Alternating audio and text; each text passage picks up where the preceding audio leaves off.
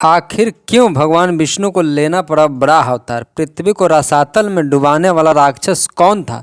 Video में आगे बढ़ने से पहले हमारे इस चैनल को सब्सक्राइब कर लें और साथ ही साथ बेल आइकन को भी दबाना ना भूलें। तो अब बढ़ते हैं कहानी की ओर। एक बार की बात है जब भगवान विष्णु अपने बैकुंठ लोक में अपनी सैया पर विश्राम कर रहे थे और उनके अंग रक्षक जय और विजय उनके सैन्य कक्ष के दरवाजे पर पहरा दे रहे थे। तभी वहाँ ब्रह्मदेव के पुत्र भगवान विष्णु से मिलने के लिए आए।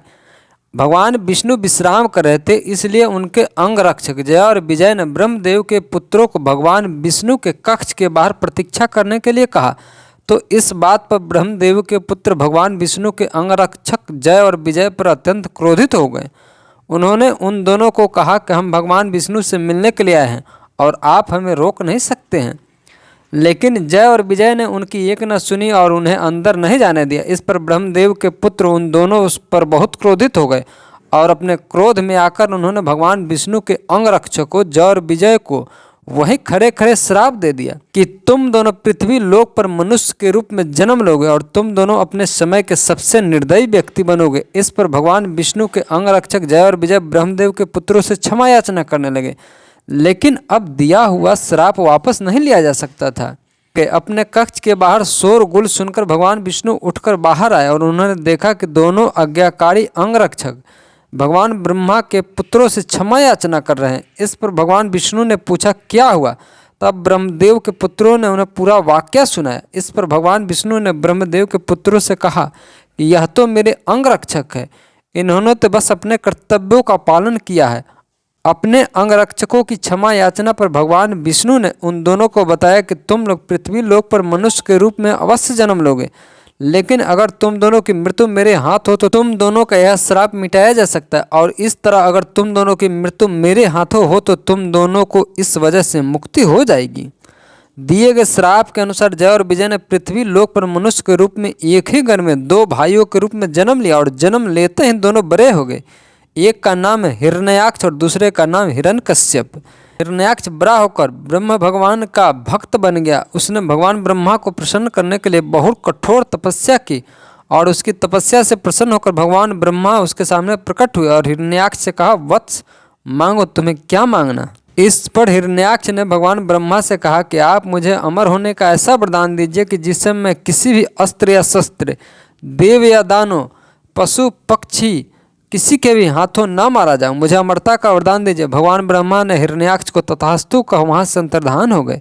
इस प्रकार हिरण्याक्ष को भगवान ब्रह्मा ने अमरता का वरदान प्राप्त हो गया।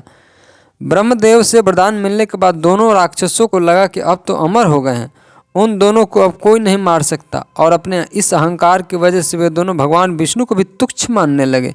फिर उन दोनों राक्षसों ने तीनों लोकों को जीतने का मन बना लिया।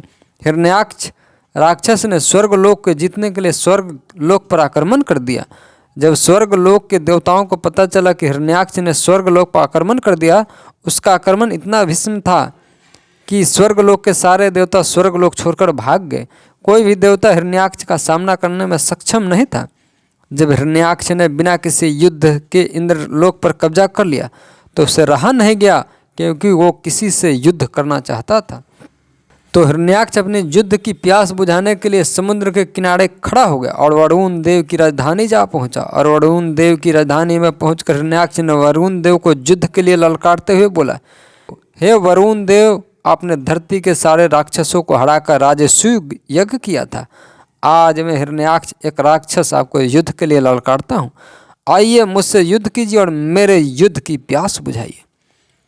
लेकिन वरुण देव जानते थे कि हिरण्याक्ष ने घोर तपस्या करके ब्रह्मदेव को प्रसन्न करके उसने कभी ना पराजित होने और अमर होने का वरदान प्राप्त किया। तो इस हिरण्याक्ष राक्षस से युद्ध करना कोई अक्लमंदी का काम नहीं, और वरुण देव भी जानते थे कि बिना युद्ध किए यह राक्षस जाने वाला भी नहीं है। तो वरुण देव ने समझदारी से काम लेते हुए हिरण्याक्ष से कहा कि मैं एक साधारण सा छोटा मोटा देव हूँ और आप एक महाबली हैं। मुझे आपका सामना करने की शक्ति नहीं है।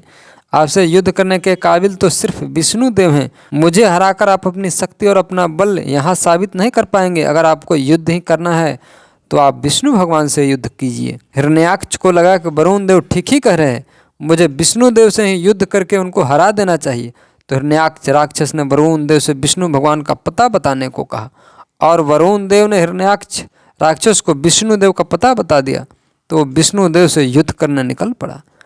लेकिन हिरण्याक्ष राक्षस को विष्णुदेव नहीं मिले तो उसने अपने गुस्से से और अपनी ताकत के जोश में अंधे हो हिरण्याक्ष ने पृथ्वी को समुद्र की गहराइयों और रसातल में धकेल दिया।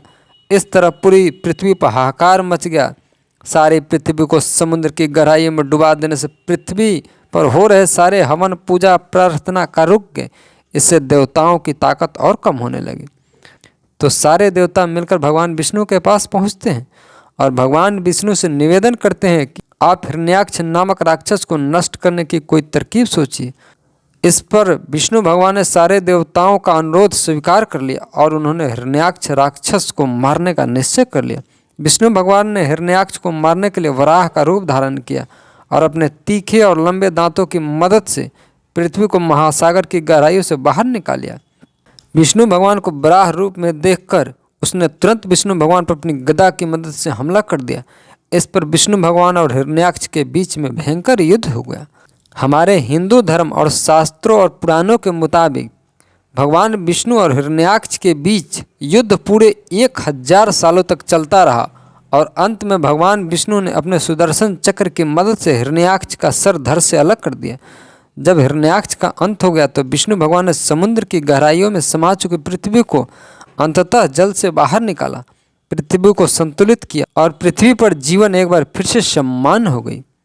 दोस्तों, हमें आशा है आपको हमारा यह वीडियो बहुत पसंद आया होगा, तो फटाफट चैनल को सब्सक्राइब कर दें, इस वीडियो को शेयर करें, लाइक करें। मिलते हैं एक नई कहानी के साथ, तब तक के लिए जय श्री कृष्ण, जय श्री हरि विष्णु।